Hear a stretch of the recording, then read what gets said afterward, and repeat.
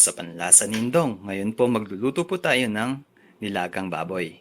Ito po yung mga ingredients na kailangan natin.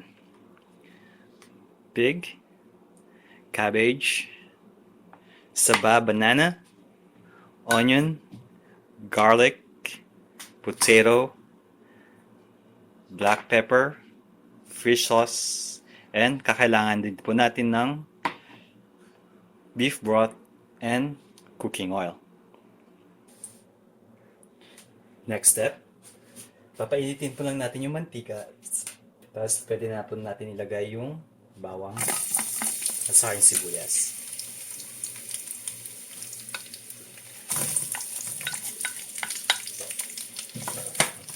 Halo-halo lang po natin siya hanggang lumambot yung sibuyas sa yung bawang.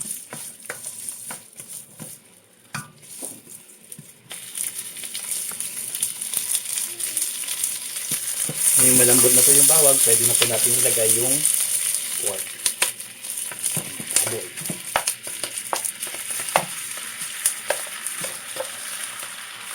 Then, ihahalo lang po natin siya hanggang light brown po.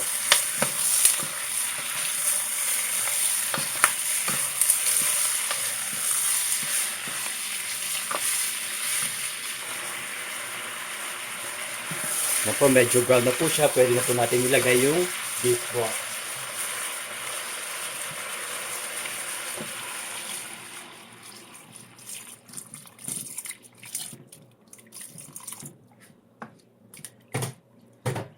Pwede na po natin lagyan ng black pepper.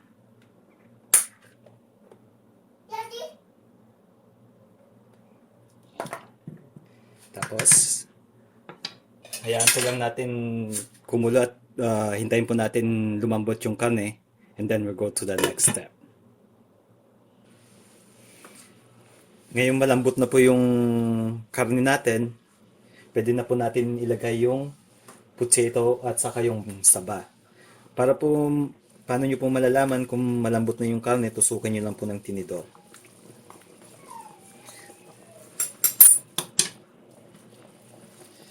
Patatas at saka yung saba.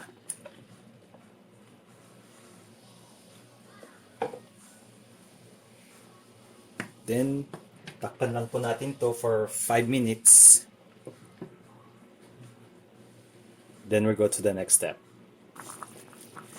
After 5 minutes, i-check lang po natin kung malambot na po yung potato natin. Pag malambot na po yung potato, pwede na po natin ilagay yung fish sauce, patis. Then, sabay na po natin yung cabbage.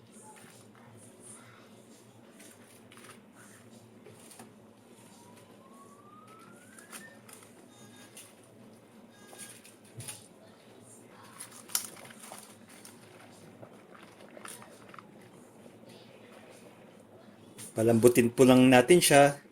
Then, it's ready to serve na ho mamaya. Then, takpan ho muna natin. Hayaan lang po natin lumambot. So, heto na po yung nilagang baboy natin. Ready to serve na po. Sa ibang lutuing Pinoy po, bisitahin nyo lang po ako sa YouTube. Panlasa ni Indong. Salamat po.